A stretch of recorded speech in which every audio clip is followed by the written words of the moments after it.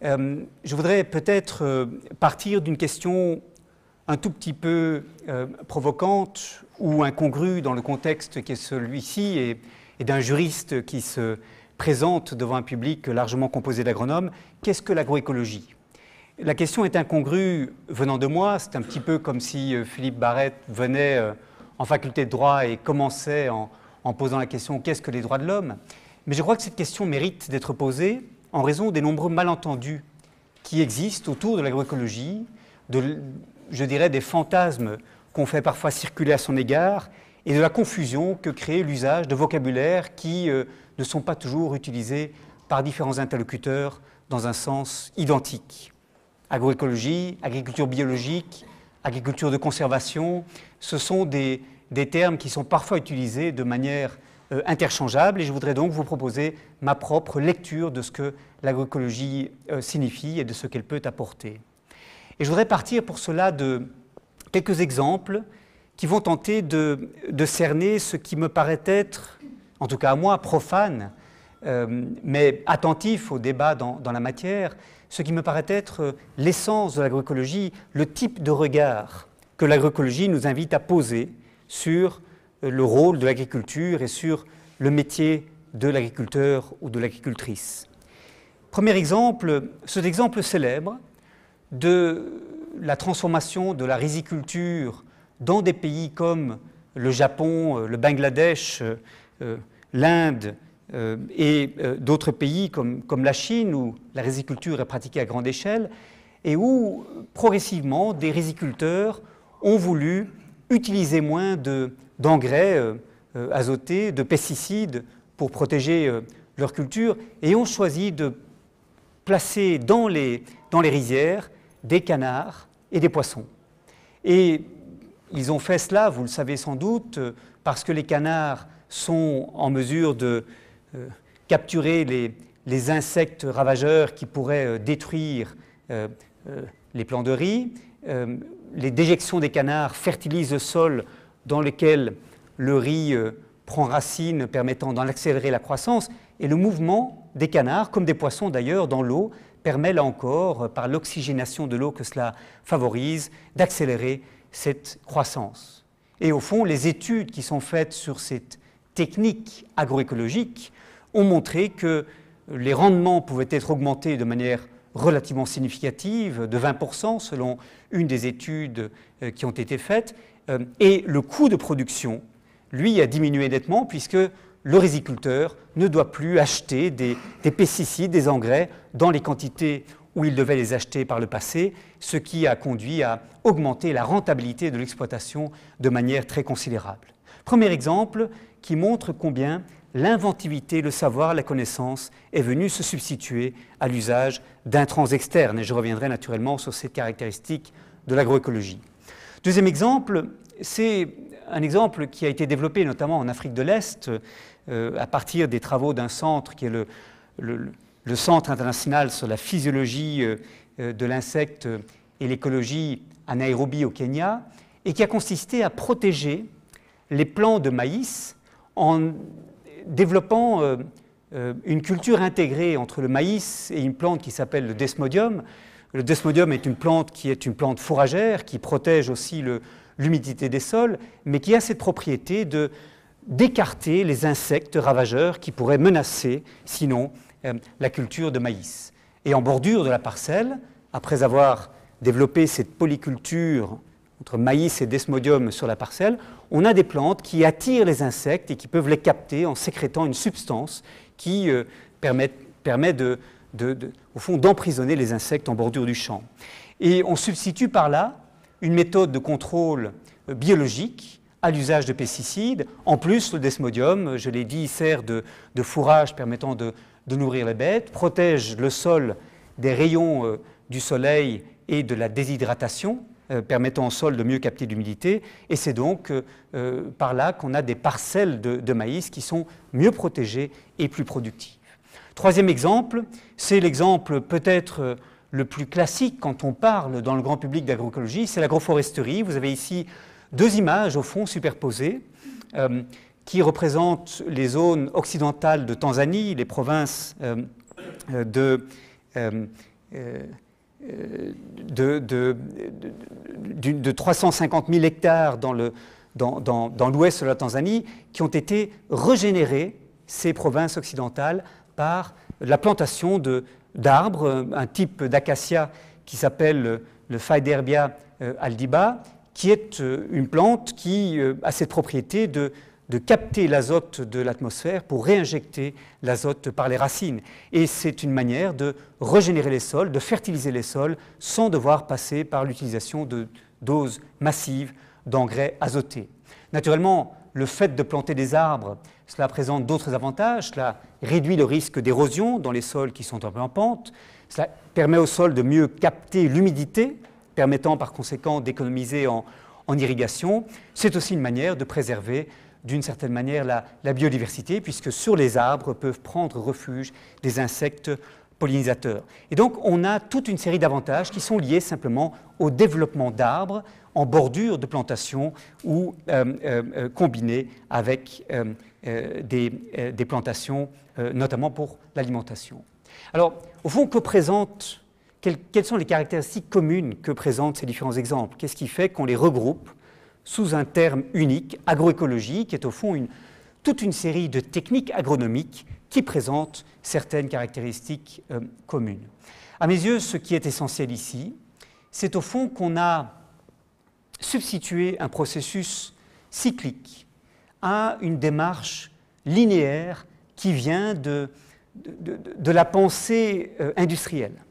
Au fond, pensez-y, dans l'agriculture conventionnelle, qui repose sur l'usage d'intrants, des semences améliorées, des engrais azotés, des pesticides, on a des inputs, des intrants qui viennent stimuler la production, on produit ensuite pour le marché une matière, un produit agricole, le reste c'est du déchet dont il faut souvent se débarrasser. C'est au fond, depuis la modernisation de l'agriculture du début du XXe siècle, c'est au fond un processus qui imite en quelque sorte la chaîne industrielle. C'est un processus segmenté. L'agroécologie tente de comprendre comment la nature fonctionne pour reconstituer à l'échelle de l'exploitation agricole, à l'échelle de la parcelle, les complémentarités naturelles qui existent entre les différentes composantes de la nature.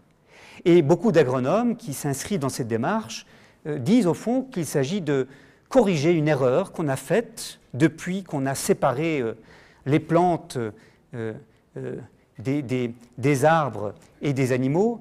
Cette complémentarité agro-silvopastorale, il faut la reconstituer pour essayer de maximiser la productivité des différentes composantes de la nature. Avec, au fond, toute une série d'avantages qui sont associés à cette démarche, qui consiste à observer comment la nature fonctionne, tenter, dans une démarche un peu biomimétique, si vous voulez, de reproduire la manière dont elle fonctionne, et de substituer par conséquent cette connaissance, cette compréhension de la nature complexe, à l'ambition simplificatrice de l'agriculture conventionnelle, qui veut, au fond, faciliter le travail de l'agriculteur, au point même, parfois, de le rendre ennuyeux et routinier. Les avantages qui sont liés à l'agroécologie, vous les connaissez, c'est pour mieux jouer de ces avantages que vous êtes ici ce soir, c'est d'abord que la productivité peut être augmentée. On a de plus en plus d'études qui montrent comment les bonnes pratiques agroécologiques peuvent avoir des effets considérables sur l'augmentation de la productivité, et notamment dans les régions, dans les pays en développement, notamment d'Afrique subsaharienne, où la révolution verte n'a pas encore été diffusée, on a des gains de productivité très considérables que l'on peut attendre d'une généralisation des connaissances agroécologiques et de leur mise en pratique. Et c'est ce que j'ai tenté de montrer dans un rapport que j'ai présenté au Conseil des droits de l'homme en mars 2011, qui a présenté au gouvernement cette autre manière de moderniser l'agriculture, alors qu'il n'avait au fond qu'une question à l'esprit en abordant cette question, c'est au fond où trouver les financements pour passer à une agriculture davantage industrielle. C'est à cela qu'ils assimilaient la notion de modernisation. Donc, premier avantage, c'est la croissance ou l'augmentation de la productivité en misant sur les mécanismes naturels et en préservant les sols, en veillant à améliorer la santé des sols. Deuxième avantage, c'est l'encouragement de l'agrobiodiversité. L'agroécologie récompense la diversité, la mise ensemble des différentes composantes de la nature, et l'agrobiodiversité est naturellement un atout considérable, non seulement pour l'avenir de la recherche et du développement agricole, même les semences améliorées, les progrès en matière d'obtention végétale dépendent de la présence d'un patrimoine, si vous voulez, suffisamment ample, suffisamment diversifié, dans lequel les entreprises semencières aujourd'hui puisent. Et donc, l'agrobiodiversité, c'est au fond la meilleure garantie que nous avons de pouvoir, à l'avenir, développer des solutions qui sont adaptées aux chocs, par définition imprévisibles, que l'avenir va nous réserver. Cette agrobiodiversité n'est pas seulement un avantage à l'échelle macro ou pour les générations futures, c'est aussi un avantage à l'échelle micro de la planète, de la parcelle ou de l'exploitation agricole. Pourquoi? Parce que cette diversité permet de limiter le risque face à des chocs de nature climatique, de nature biologique ou de nature économique. Plus vous avez des cultures diversifiées dont vous avez la charge dans votre exploitation, dans votre ferme, et moins vous risquez de subir des chutes de revenus d'une saison à l'autre, d'une année à l'autre. Et effectivement, c'est souvent ce souci de minimiser le risque qui anime principalement les petits agriculteurs dans les pays en développement. C'est la raison pour laquelle l'agroécologie peut présenter pour eux des avantages particuliers. Quatrième avantage, c'est que l'agroécologie permet de réduire l'usage d'intrants externes, les engrais azotés, les pesticides, dont la production est très étroitement liée aux énergies fossiles, pétrole et gaz. Vous le savez, il faut des quantités très considérables d'énergie pour produire des engrais par la technique Haber-Bosch. Il faut donc accepter que tant qu'on demeure dans une agriculture conventionnelle, dépendante fortement pour la vitalité des sols de ces apports externes, l'on va avoir une agriculture fortement dépendante de l'évolution des prix des énergies fossiles. Et on le sait, ces évolutions sont de plus en plus volatiles, imprévisibles. Les prix des intrants ont augmenté au cours des 5 ou 6 dernières années encore plus vite, de manière encore plus remarquable que les prix des denrées alimentaires. Et donc, l'agriculture est aujourd'hui dans une situation d'être prise en otage par cette dépendance dans laquelle elle s'est mise des énergies fossiles. Cinquièmement, l'agroécologie, c'est pour les communautés qui en dépendent, pour les communautés dont l'alimentation dépend des pratiques agricoles qui sont les leurs, c'est la promesse d'une alimentation plus diversifiée, plus adéquate. La diversité à l'échelle de la parcelle, si vous voulez, se retrouve dans les régimes alimentaires et on constate des liens très, très nets entre la qualité de l'alimentation, l'adéquation de l'alimentation et la diversité de ce qui se cultive dans les champs. Une organisation comme Bioversity International a travaillé beaucoup sur ces rapports entre alimentation adéquate et agriculture durable. En outre, non seulement cette alimentation sera plus diversifiée, mais il y a de grandes chances pour qu'elle soit plus saine. On a, au début de cette année, une étude importante qui est venue de chercheurs, notamment de l'université de Newcastle, qui montre combien l'agriculture a faible usage d'intrants, et notamment l'agriculture biologique, qui prétend, dans son cahier des charges, ne pas utiliser d'intrants chimiques, produisent des antioxydants en plus grand nombre, en moyenne 17% d'antioxydants supplémentaires par rapport à ce que produit comme alimentation l'agriculture conventionnelle. Les concentrations de cadmium sont évidemment moindres. Par définition presque, les résidus de pesticides seront moindres avec l'agriculture biologique. Et on peut ajouter à cela que la production de flavonones sera stimulée et sera par conséquent de nature à donner une alimentation de meilleure qualité, puisque c'est une manière de se préserver de certaines maladies cardiovasculaires. Donc, du point de vue de l'alimentation, de l'adéquation de l'alimentation, de la qualité de l'alimentation, l'agroécologie présente toute une série davantage. Et puis enfin, et c'est là-dessus que je voudrais m'étendre un peu, l'agroécologie présente des avantages pour les agriculteurs qui la pratiquent, notamment parce que c'est une manière pour les agriculteurs de se rendre moins dépendants des évolutions des prix sur le marché. Et je voudrais, pour faire comprendre cela, partir d'un schéma qui est présenté par mon ami Jan Douwe van der Ploeg, qui enseigne à l'université de Wageningen et qui a publié l'an dernier un petit livre merveilleux qui s'appelle Peasants and the Art of Farming. Sous-titre A Chayanovian Manifesto, c'est un hommage qu'il rend à ce grand penseur de l'agriculture, Alexandre Chayanov, qui était un adversaire idéologique, vous le savez, de Lénine au début du XXe siècle, et qui tentait de comprendre quelle était la rationalité spécifique de l'agriculteur, quelle était la logique spécifique de la paysannerie.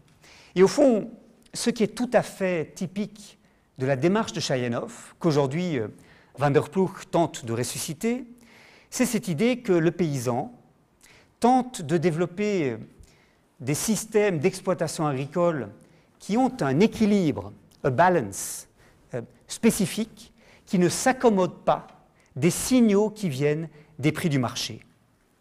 Et je voudrais vous demander de vous tourner vers ce schéma et de comprendre que l'agroécologie consiste au fond à prendre le processus de transformation des ressources en output comme devant former une boucle, c'est-à-dire que ce que l'on produit sur le champ va être recyclé autant que possible en intrants. Merveilleux. Donc, ce qu'on produit sur le champ est recyclé de manière à ce que l'on produise ces intrants localement. Les déchets agricoles ne sont pas des déchets dont il faut se débarrasser, ils sont autant que possible recyclés pour fertiliser les sols. Et l'on peut par conséquent limiter le coût de l'achat d'intrants externes qui seront naturellement à payer au prix du marché. L'avantage pour le paysan, c'est qu'il pourra dès lors vendre une partie plus petite de sa production et qu'il pourra autoconsommer une partie plus importante de sa production, entrer dans des circuits éventuellement non marchands dont il aura le choix. À l'inverse, le paysan qui est très fortement dépendant des intrants qu'il doit pouvoir acheter va devoir aligner sa production sur les prix du marché puisqu'il doit produire autant de profits monétaires au moins que ce dont il a besoin pour investir dans la production de saison à saison. Et donc au fond, ce que tente de montrer Van der Ploeg, c'est que la logique des paysans est une logique, pourrait-on dire, de démarchandisation, de déconnexion des circuits monétaires, et l'agroécologie présente de ce point de vue-là des avantages tout à fait considérables. C'est d'ailleurs à partir d'un schéma comme celui-ci que vous comprenez le lien entre l'agroécologie d'une part et ce mouvement social très important qu'est la souveraineté alimentaire. Dans les deux cas, ce sur quoi l'on met l'accent, c'est l'autonomie, c'est l'absence de dépendance, c'est le refus de cette idée que la logique de l'agriculture et des systèmes alimentaires soit dictée par la logique des prix du marché, avec toute la vulnérabilité et l'imprévisibilité qui accompagnent la dépendance sur cette seconde logique. Et donc, voilà toute une série d'avantages qui sont liés à l'agroécologie, notamment tels qu'on tente aujourd'hui de la faire se déployer dans les pays en développement, là où les réinvestissements dans l'agriculture se font de manière tout à fait impressionnante depuis maintenant 5 ou 6 ans. Et malgré tous ces avantages, malgré, je dirais, la logique apparemment évidente derrière l'agroécologie comme manière nouvelle de comprendre comment l'agronomie doit fonctionner, l'on rencontre dans cette tentative d'opérer la transition un ensemble d'obstacles. Et je voudrais passer en revue ces obstacles en m'attardant peut-être seulement sur certains d'entre eux, mais qui sont les obstacles que j'ai pu rencontrer dans ma mission de rapporteur spécial des Nations Unies sur le droit à l'alimentation, lorsque j'ai voulu, avec notamment Gaëtan Van Lokeren, plaider pour que les gouvernements investissent davantage dans la formation, notamment aux pratiques agroécologiques. Premier obstacle, pour peut-être étonnant que ça puisse paraître, notamment ici en Belgique, mais c'est dans les pays en développement, l'obstacle d'une sécurité foncière insuffisante qui n'est pas de nature, évidemment, à encourager les agriculteurs, les paysans, à investir dans des pratiques agronomiques durables en général, mais en particulier dans la mise sur pied de systèmes agroécologiques tels que, par exemple, l'agroforesterie. Pour l'agroforesterie, c'est évidemment relativement clair les motifs pour lesquels l'absence de sécurité foncière peut être un obstacle.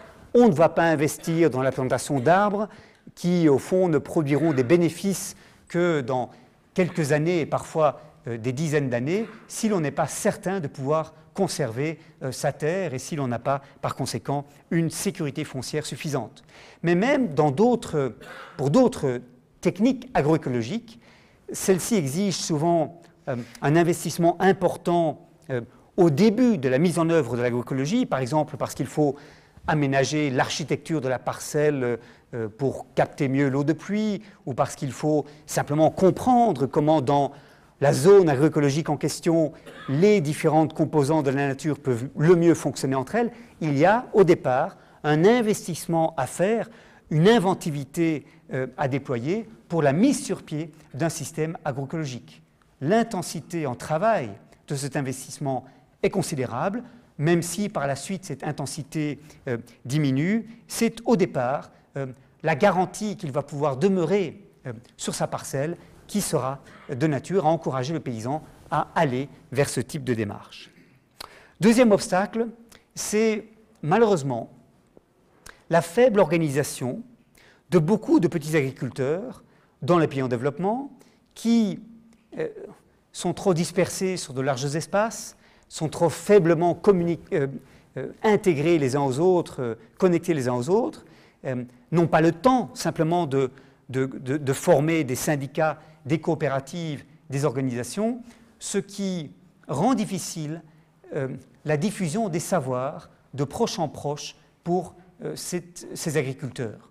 Et au fond, c'est un obstacle tout à fait important si l'on se rappelle que l'agroécologie est une science extrêmement contextualisée. Ce qui convient dans tel espace, dans telle zone, ne va pas convenir dans telle région voisine parce que les problématiques sont différentes, les sols sont différents, le type d'arbre que l'on peut planter est peut-être différent, et par conséquent, la connaissance agroécologique ne peut pas être diffusée de manière, je dirais, descendante à partir de quelques technocrates des ministères de l'Agriculture. Elle doit être une invention permanente, une réinvention permanente des paysans qui la pratiquent, parfois à des échelles extrêmement réduites. Et par conséquent, pour que le savoir agroécologique ou les savoirs agroécologiques se diffusent adéquatement, il faut notamment que ces paysans puissent échanger entre eux, soient encouragés à mieux s'organiser, par exemple à travers un système de ferme-école tel qu'il s'en met sur pied de plus en plus dans certaines régions d'Afrique, et c'est ce qui, très souvent, fait défaut dans l'organisation du monde agricole. Troisième obstacle, et c'est là qu'on entre vraiment dans l'agroécologie politique, troisième obstacle, c'est au fond que les systèmes agricoles sont des systèmes qui sont très largement dominés par le souci d'augmenter la productivité et la compétitivité de l'agriculture à tout prix. Et j'utilise à dessein ensemble ces deux notions, compétitivité et productivité, bien que, évidemment, elles ne soient pas synonymes l'une de l'autre. Mais au fond, qu'a-t-on vu? C'est que depuis 50 ou 60 ans, l'essentiel des efforts des gouvernements, que ce soit dans nos régions ou, de manière encore plus choquante à mes yeux, dans les pays en développement, l'essentiel des efforts a porté sur une gamme relativement restreinte de matières premières agricoles, un un type d'investissement relativement limité qui permet d'augmenter la capacité des États à exporter sur les marchés internationaux. C'est la vanille à Madagascar, c'est le cacao, le café au Ghana, en Côte d'Ivoire, au Sénégal, c'est la banane, c'est l'arachide. Ce sont toutes ces cultures dans lesquelles les gouvernements ont investi parce que ces cultures leur permettaient d'exporter sur les marchés internationaux, d'avoir accès par conséquent à des devises étrangères dont ils avaient grand besoin pour investir dans l'industrie et pour développer les infrastructures locales, et ils n'ont pas investi dans d'autres types d'agriculture que cette agriculture-là. Et par ailleurs, et ce second facteur plutôt s'est combiné au premier, par ailleurs, nos gouvernements, au nord comme au sud, ont été mobilisés depuis 50 ou 60 ans par, je dirais, cette obsession productiviste qui a largement formaté les systèmes agroalimentaires dont nous dépendons. Replongez-vous dans les débats qui caractérisaient les années 1950 et 1960 et vous verrez que l'obsession à ce moment-là était que l'on n'arriverait pas à augmenter la productivité agricole à un rythme suffisamment rapide pour faire face à une croissance démographique qui, à l'époque, était effectivement en train d'atteindre son pic. Le pic de la croissance démographique, à l'échelle mondiale, a été atteint en 1965-1966. On était à 2,3% d'augmentation de la population annuellement. On est aujourd'hui retombé à 1,4% à peu près, mais dans les années 1960, avant que les révolutions vertes ne se diffusent, en Asie du Sud notamment, la crainte était réelle que l'augmentation de la productivité agricole ne serait pas suffisamment rapide pour faire face à l'augmentation de la demande stimulée par cette forte croissance démographique, et puis progressivement aussi par une urbanisation qui depuis n'a cessé de s'accélérer. Et donc, c'est cette crainte malthusienne, pourrait-on dire, qui a largement formaté les choix qui ont été faits par les investisseurs privés, comme par les gouvernements dans leur politique publique, et c'est ce défi-là, formaté ainsi, compris ainsi, qui a largement mobilisé les énergies. Le résultat, c'est qu'on a effectivement stimulé la production de manière tout à fait remarquable depuis 50 ou 60 ans. Vous voyez cette courbe, la ligne la plus élevée sur ce graphique qui va de 1961 à 2000, donc qui couvre une période de 40 ans, montre l'augmentation en volume de la production agricole mondiale, remarquablement forte, et plus forte, très clairement, que la croissance démographique, qui elle-même est la seconde ligne en pointillé, bien que la croissance démographique soit demeurée relativement vigoureuse. Encore aujourd'hui, on a une population mondiale qui s'accroît d'à peu près 75 millions de personnes chaque année. On a donc, pourrait-on dire, réussi le pari. Si le problème était bien celui-là, on peut dire que l'agriculture conventionnelle du XXe siècle a été un succès remarquable. L'amélioration végétale, l'usage de l'irrigation à dose massive, l'utilisation massive d'engrais azotés et de pesticides, la mécanisation de la production, tout cela a favorisé cette augmentation remarquable de la productivité agricole, prenant de vitesse la croissance démographique, bien que celle-ci, je le répète, soit demeurée robuste au cours de cette période.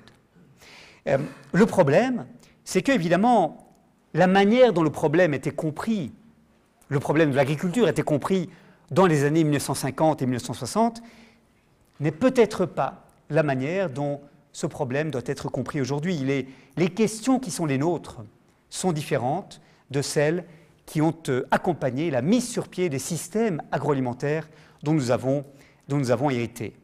Or, ce système est un système extrêmement verrouillé. Et j'emprunte ici une expression favorite de Gaëtan Van Lokeren, qui a fait sa thèse sur cette question avec Philippe Barret.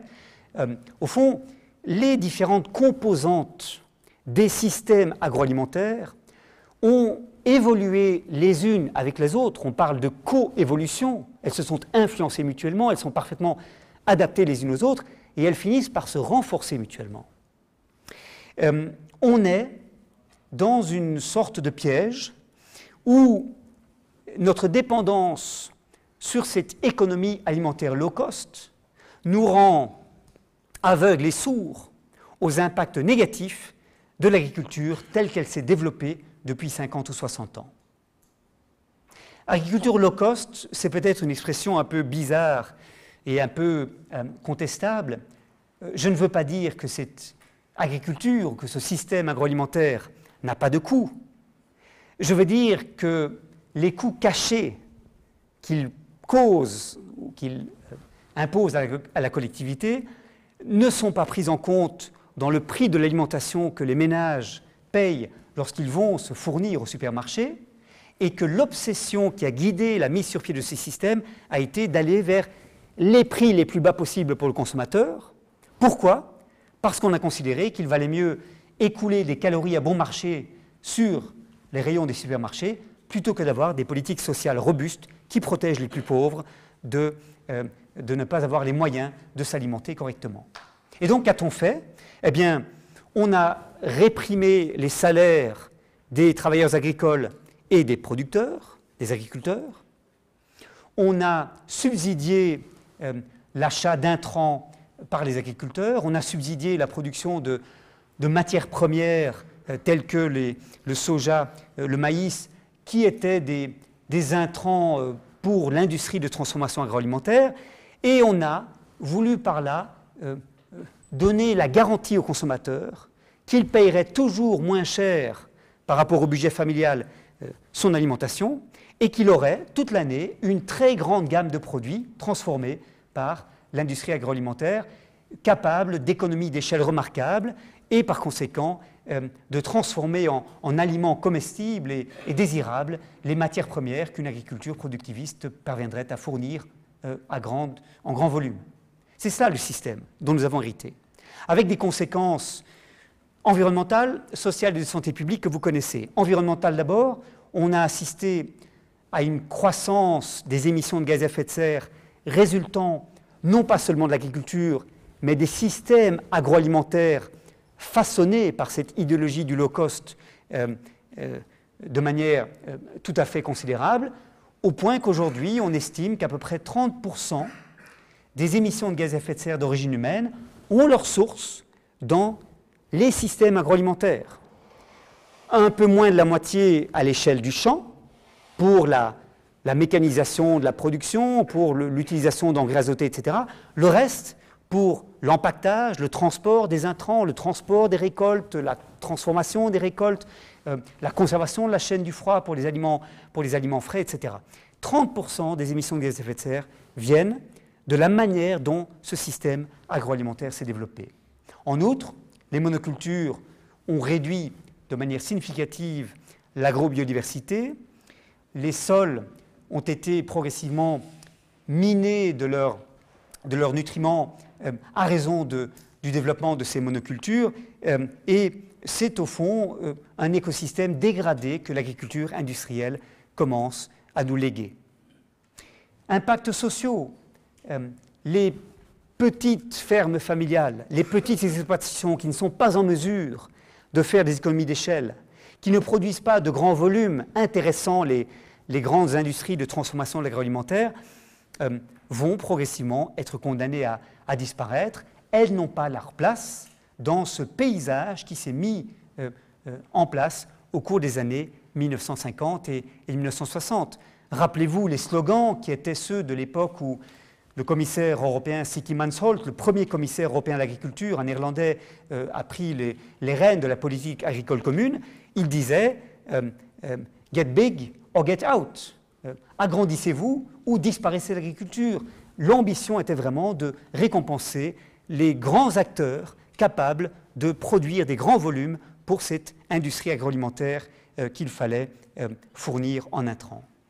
Impact enfin en termes de santé publique, c'est ce à quoi je m'intéresse surtout depuis maintenant 2 ou 3 ans.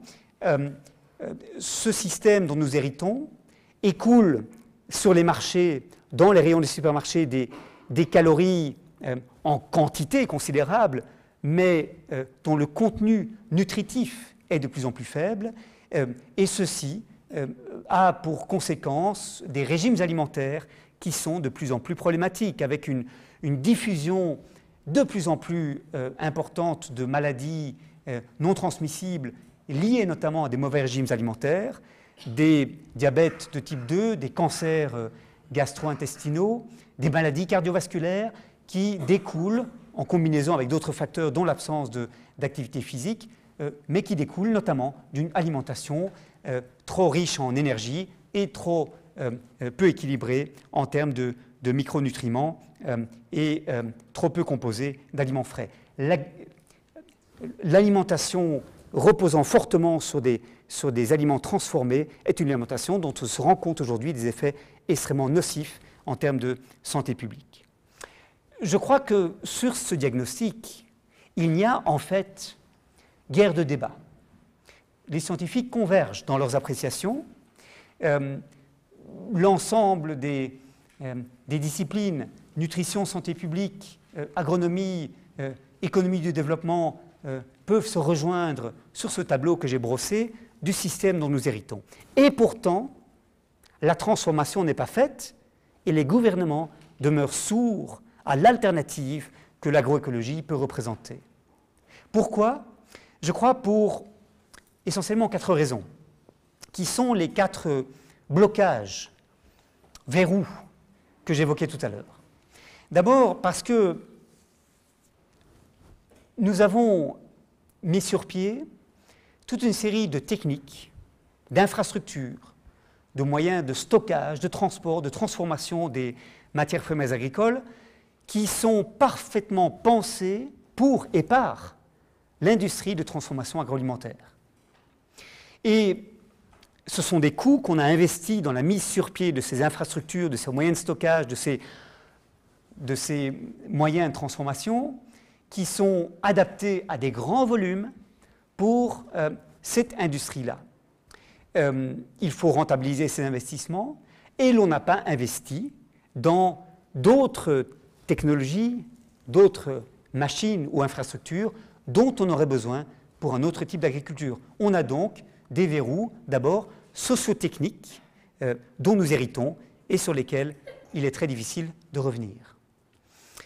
Deuxièmement, on a des obstacles ou des verrous de nature socio-économique. Je veux dire par là que les grands acteurs du système dominant agro-industriel sont des acteurs extrêmement compétitifs sur les marchés. Ils ont, par des effets de réseau, une position de dominance qui ne peut pas leur être contestée.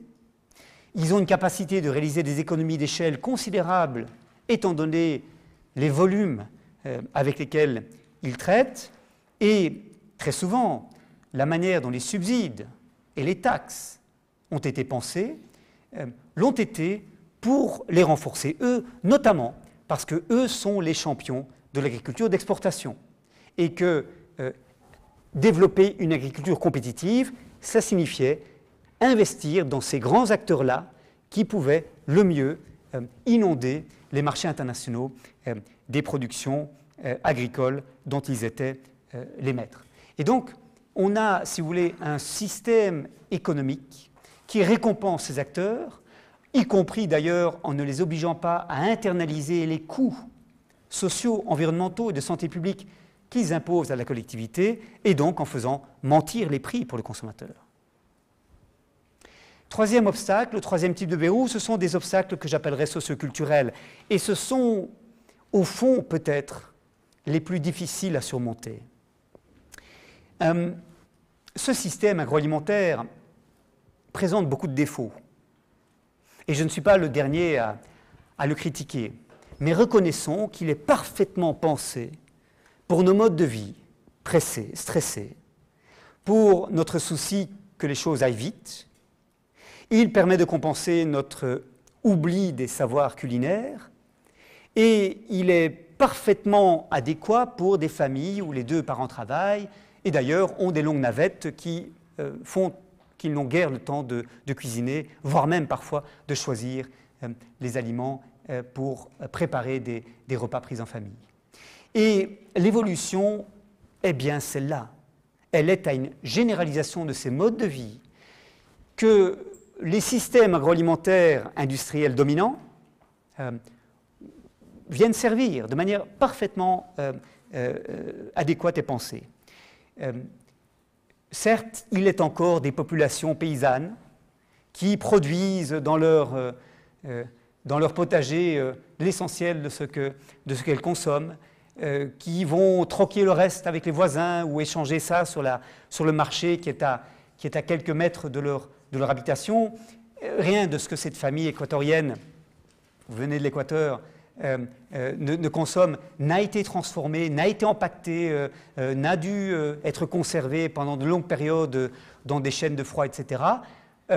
L'impact environnemental de ce mode de consommation est évidemment minime et c'est une manière durable de s'alimenter. Mais parcourez le continent, vous verrez que les Italiens de plus en plus passent à une alimentation qui est de plus en plus faite de produits transformés.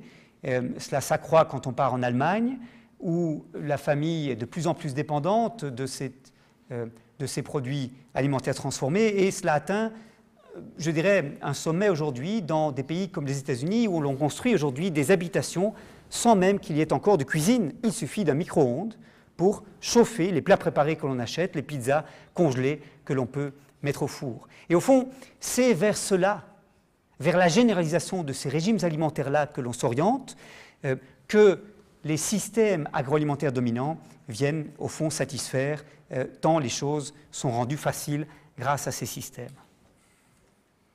Enfin, quatrième verrou, il y a le verrou sociopolitique. Les gouvernements répondent, disent-ils, à la demande du consommateur, la souveraineté du consommateur. Et puisque les consommateurs ressemblent de plus en plus à cette famille de Caroline du Nord, il est normal d'encourager le système dominant qui, après tout, satisfait bien ses besoins. En Belgique, le ménage consacre en moyenne 13% de son budget à acheter des aliments. Un gouvernement commettrait un suicide s'il annonçait que, pour favoriser un autre type d'agriculture, il proposait que, dorénavant, les ménages consacrent plutôt 25%, ce serait raisonnable, me semble-t-il, à s'alimenter pour, au fond, que l'agriculture puisse être orientée dans un sens différent.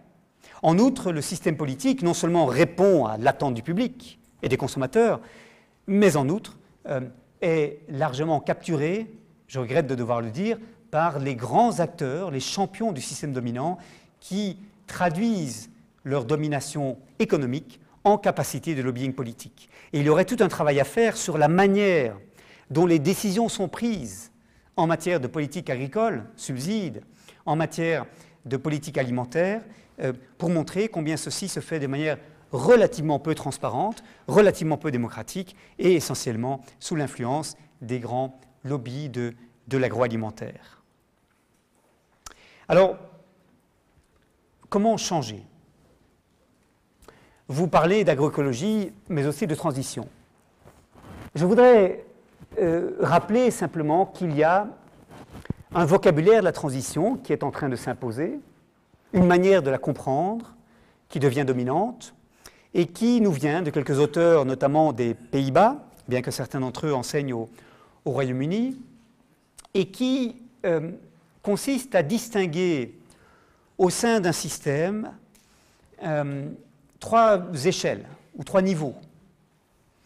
Alors, je ne sais pas quelle est la traduction française qu'on trouve pour landscape, paysage, littéralement. C'est l'arrière-plan. Ce sont, si vous voulez, les grandes évolutions sur lesquelles on n'a pas de maîtrise. Par exemple, la mondialisation des chaînes agroalimentaires, les attentes du public pour le développement durable, les goûts du consommateur, toutes choses qui influencent la manière dont le système dominant se développe, mais sur lesquelles on n'a pas de prise. Au milieu, vous avez le régime dominant, le système dominant, qui est le résultat de toutes ces composantes qui ont coévolué au fil du temps et qui se renforcent mutuellement et qui forment en définitive un ensemble très fortement intégré, cadenassé difficile à défaire. Et puis vous avez en bas les niches d'innovation, les expériences tentées à petite échelle, les recettes qu'on développe dans son laboratoire et qui, pense-t-on, vont pouvoir s'introduire dans le système dominant lorsqu'une crise appelle des solutions que ces innovations de niche peuvent offrir. Ça, c'est en gros la manière de concevoir la transition. C'est une manière de concevoir la transition qui est, à mes yeux, problématique, pour 3 raisons. D'abord parce que cette distinction entre le système dominant et les évolutions d'arrière-plan me paraît contestable. Je crois, en d'autres mots, que cette manière de concevoir la transition prend pour données des évolutions sur lesquelles on peut exercer une influence. Je m'inscris, si vous voulez, dans une démarche beaucoup plus institutionnaliste que ne le font les auteurs qui utilisent ce schéma multiniveau. Deuxièmement, je pense que, et c'est lié au premier point, les innovations qui sont comprises ici, envisagées ici, sont des innovations de nature purement technologique. Et d'ailleurs, il ne s'en cache pas, il pense la transition à partir du passage d'une technologie à l'autre dans le système industriel. Ce qui, à mes yeux, est problématique parce que beaucoup des innovations dont nous avons besoin aujourd'hui ne sont pas d'ordre technologique, mais d'ordre sociétal ou social. Ce qui suppose, pour qu'elles puissent se développer, pour qu'elles puissent avoir une influence, une gouvernance très différente qui ne passe pas seulement par la liberté laissée aux chercheurs ou à quelques subsides donnés aux laboratoires. Troisièmement, cette conception de la transition, même si ceci ne ressort pas du schéma, se fie largement, au fond, à l'idée que le marché et les gouvernements vont collaborer pour effectuer ces transitions dès lors qu'une opportunité émerge, une crise, qui va rendre possible la cooptation par le système dominant de cette niche d'innovation. En d'autres mots, la niche subsiste, vivote ou disparaît, ou alors est cooptée dans le système dominant. C'est cela, au fond, les avenirs qu'on lui prédit, et on lui prédit le meilleur, on lui prédit d'être coopté. Je crois pour ma part que c'est une manière peut-être trop réductrice de comprendre la transition, et je voudrais vous proposer peut-être une autre façon d'envisager la transition qui part non pas d'une théorie, mais de ce qui se fait en pratique. Quelques exemples. Notre ami Jan Douwe van der Ploeg, qu'on a quitté il y a quelques minutes, revient avec un article publié en 2012 avec d'autres sur les marchés de niche, nested markets. Je ne suis pas sûr que marché de niche soit la bonne traduction d'ailleurs. Il veut dire ceci, c'est qu'il constate dans des pays aussi diversifiés que la Chine, le Brésil ou les pays européens, que de plus en plus, les agriculteurs ne veulent plus être simplement des maillons d'une chaîne, mais veulent comprendre et former le marché sur lequel ils opèrent. Et ils vont développer des marchés où le lien avec le consommateur est direct et où ils travaillent en partenariat avec les acheteurs de leur production.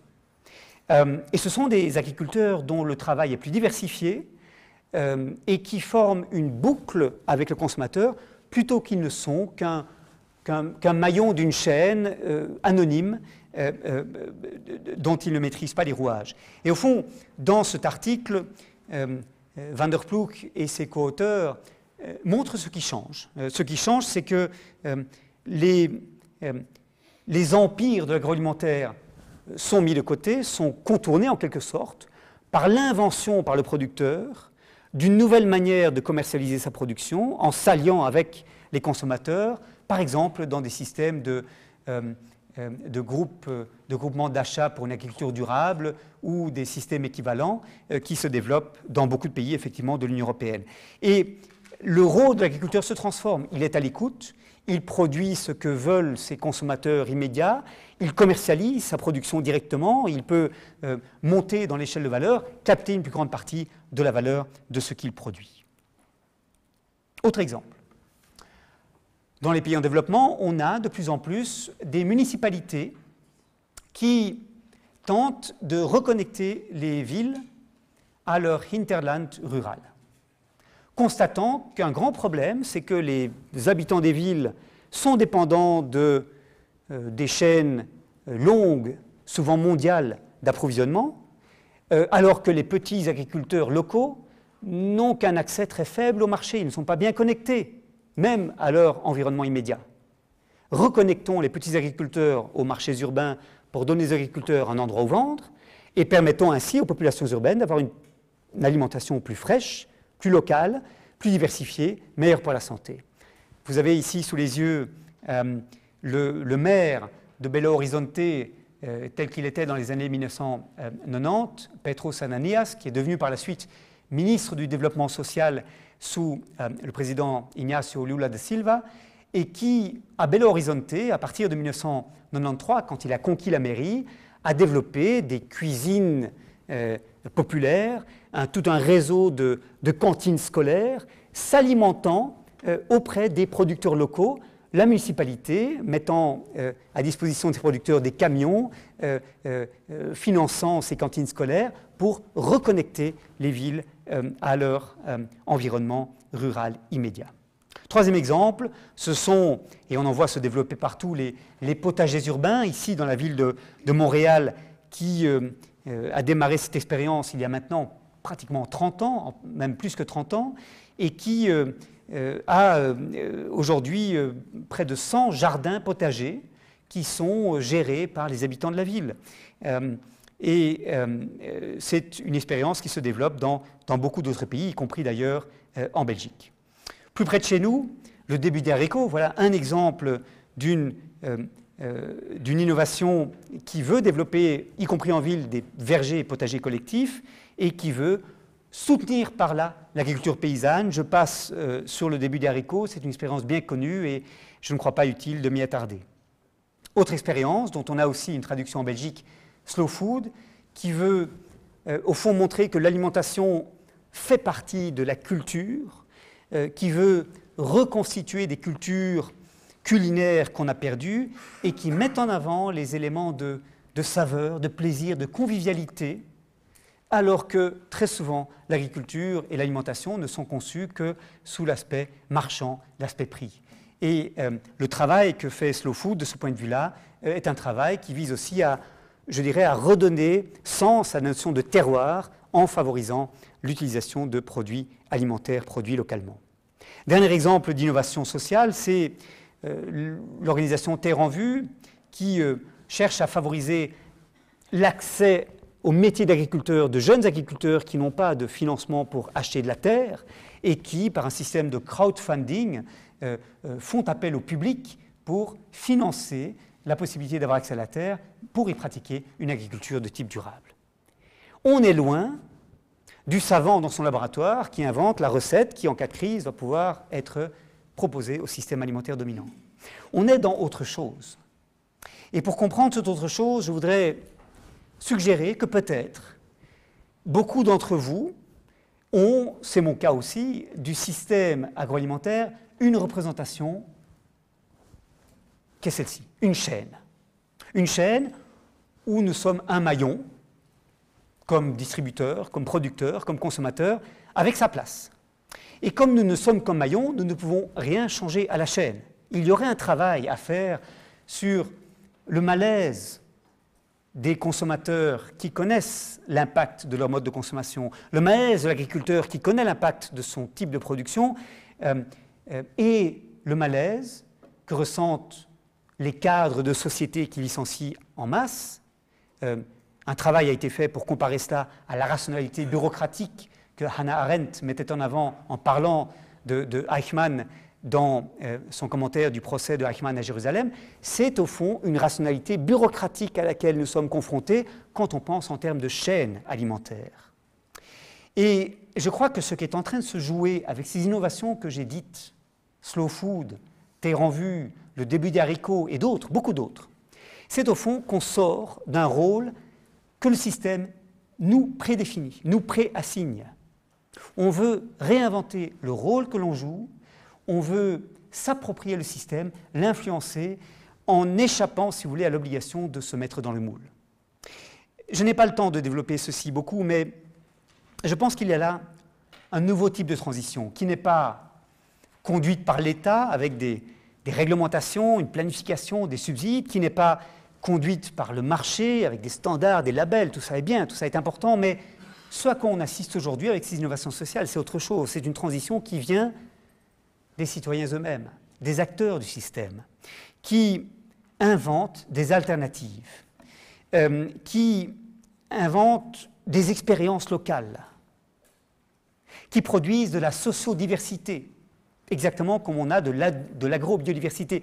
Différentes manières de produire, de se rapporter à la production, différentes manières de s'alimenter, de consommer, qui offrent à chacun de nous des alternatives en plus grand nombre, et du coup nous responsabilisent, nous obligent à nous poser la question, est-ce que nous allons sur le marché matinal? Est-ce que nous allons dans ce système de panier paysan? Est-ce que nous allons rendre visite à la ferme qui est à quelques kilomètres de chez soi pour passer commande? Ou bien est-ce que nous allons effectivement au supermarché du coin? C'est une responsabilité qui est parfois lourde, qui implique qu'on peut culpabiliser à ne pas faire les bons choix, mais c'est aussi une source de démocratisation de la décision.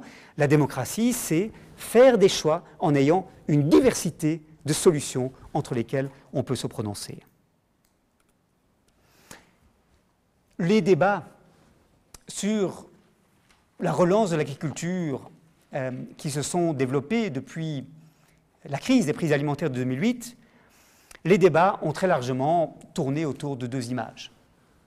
La petite agriculture familiale, qui en plus fait travailler les enfants, qui est peu productive, qui n'est pas mécanisée, d'une part, et d'autre part, l'agriculture mécanisée, industrielle, ceci est le Brésil, qui produit des volumes considérables de matières premières permettant d'entrer dans les circuits de transformation du système agroalimentaire. Il vous faut inventer maintenant le troisième terme, et je vous remercie de le faire.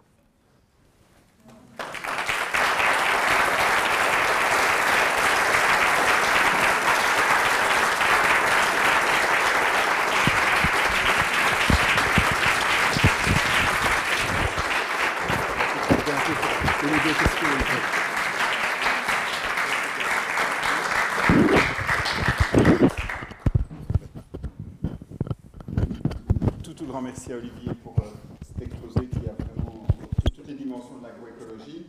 Il est déjà tard, on ne pourra peut-être pas prolonger trop la séance des questions. Prolonger autour de la messe. Mais peut-être s'il y a des questions de la part des étudiants de première année, on leur donne la priorité. S'ils n'en ont pas, on passera au public plus ancien. Est-ce que vous avez l'opportunité de poser la première question?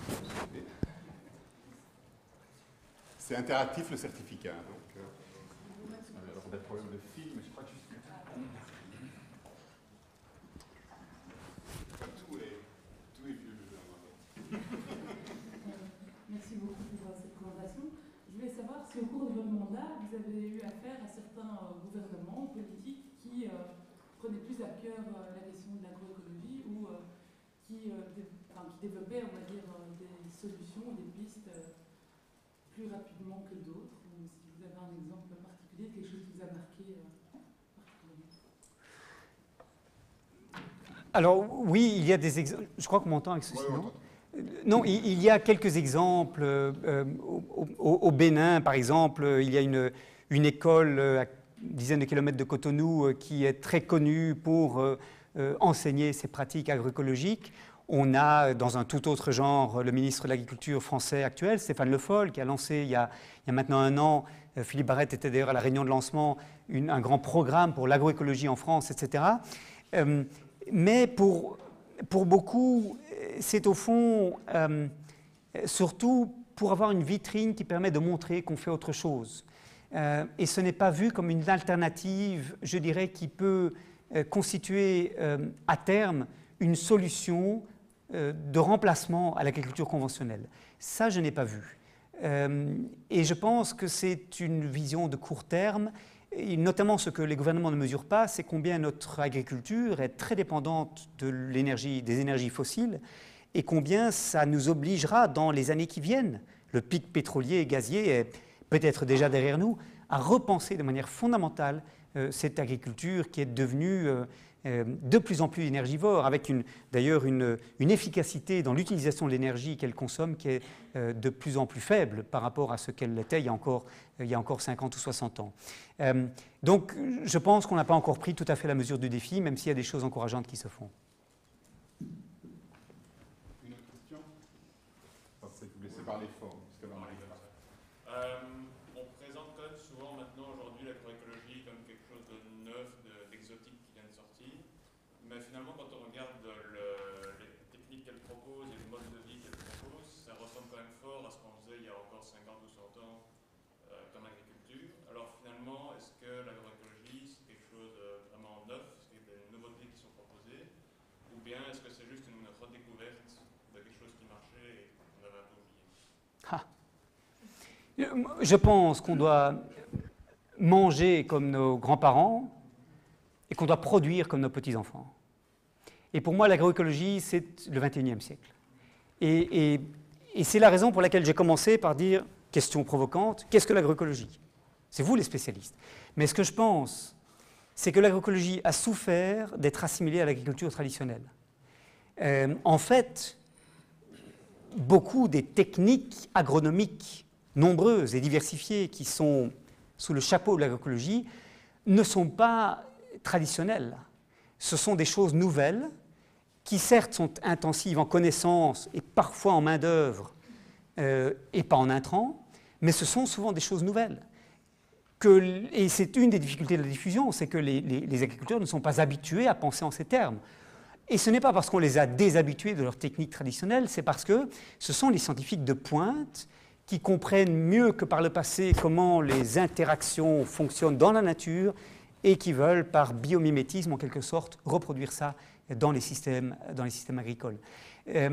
Donc moi j'évite de présenter cela comme une science qui est au fond conservatrice du passé ou qui veut ressusciter les recettes des grands-parents, parce que je crois que ça a rendu un mauvais service à l'agroécologie que de la concevoir ainsi. Une question? Hugues.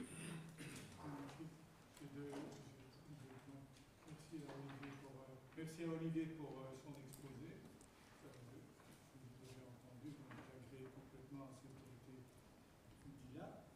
Je suis très satisfait aussi de voir que ce projet de longue date que nous avions aussi avec d'autres d'un cycle en agroécologie, appelons-le comme ça, ou appelons-le autrement. Mais de toute façon, on se trouve dans des optiques systémiques inéluctables. Et je suis un petit peu étonné que ni dans l'exposé d'Olivier, ni dans le thème conservation des sols, par exemple, je ne trouve l'eau. Or, l'eau agricole, c'est quand même quelque chose de totalement essentiel. Donc ça, c'était la première remarque par rapport au titre que vous avez donné au thème que vous avez donné. Maintenant, je trouve que ce que j'entends d'Olivier, bien sûr, mais je trouve qu'il y a quelque chose de plus radical à avoir, parce que cette évolution dans le monde agricole, de ce que moi j'appelle l'économie modeste, vers une économie un peu plus riche, disons qui ne ressemble pas nécessairement à l'économie industrielle. Donc, cette évolution ne peut se faire qu'à travers des luttes. Moi, j'appelle ça des luttes. Les luttes paysannes, l'organisation des paysans, l'organisation de la société. Et je pose la question, pourquoi est-ce qu'on ne parle pas de lutte? Parce que ce serait plus clair. À partir d'une réflexion sur le sol, sur les ressources en eau, et de la recherche-action paysanne, on aboutit à des luttes qui seront peut-être plus efficaces que tout ce qu'on amène à travers les projets qui souvent sont là, amènent des intrants, on connaît bien tout ça, amènent des intrants et puis le projet disparaît, il n'y a plus d'argent et tout est fini. Donc, des idées que je voulais mettre en œuvre. Très bien. Donc sur la première question, elle s'adresse en fait pas tellement à moi, même si j'aurais peut-être dû intégrer plus l'eau dans l'exposé autrement que par le canal très indirect de l'agroforesterie. Mais sur la deuxième question, donc Hugues Duprier qui vient de s'exprimer, hein, que tous ici sans doute vous connaissez, sinon il est plus que temps. Mais donc sur la deuxième question, oui, c'est vrai, c'est un élément clé de l'agroécologie. C'est la raison pour laquelle ce terme me paraît préférable à celui de l'agriculture durable, parce qu'il fait référence à un mouvement social fort. Et c'est vrai que quand on entend, par exemple, les mouvements des paysans sans terre au Brésil, le MST, il parle de territoires libérés pour décrire les territoires qui sont au fond, oui, qui sont sur leur drapeau, j'allais dire, et qui sont partis de ce mouvement. Et quand Miguel Altieri viendra, comme docteur honoris causa de la faculté en mars, il va très certainement mettre l'accent sur cette dimension de mobilisation sociale. Donc je crois que c'est important. Je crois d'ailleurs que c'est une des explications du faible soutien politique que l'agroécologie reçoit de la part des gouvernements.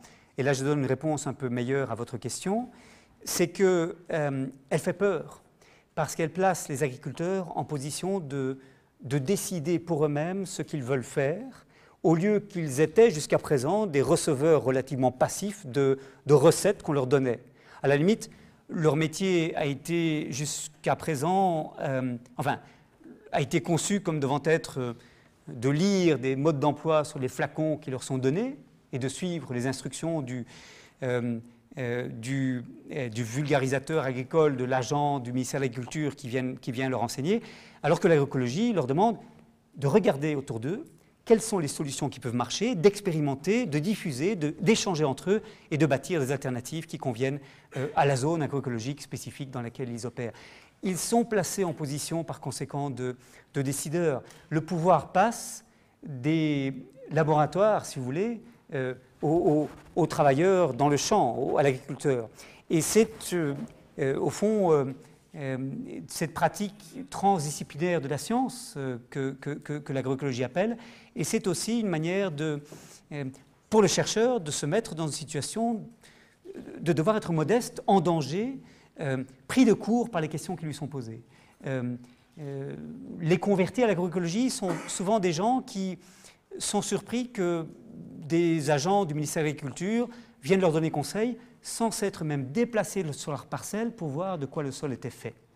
Et cette réalisation que la science agronomique était devenue décontextualisée a entraîné beaucoup à se tourner vers l'agroécologie qui est précisément localisée, contextualisée et qui n'est donc pas, je dirais, aussi centralisatrice que d'autres manières de pratiquer l'agriculture.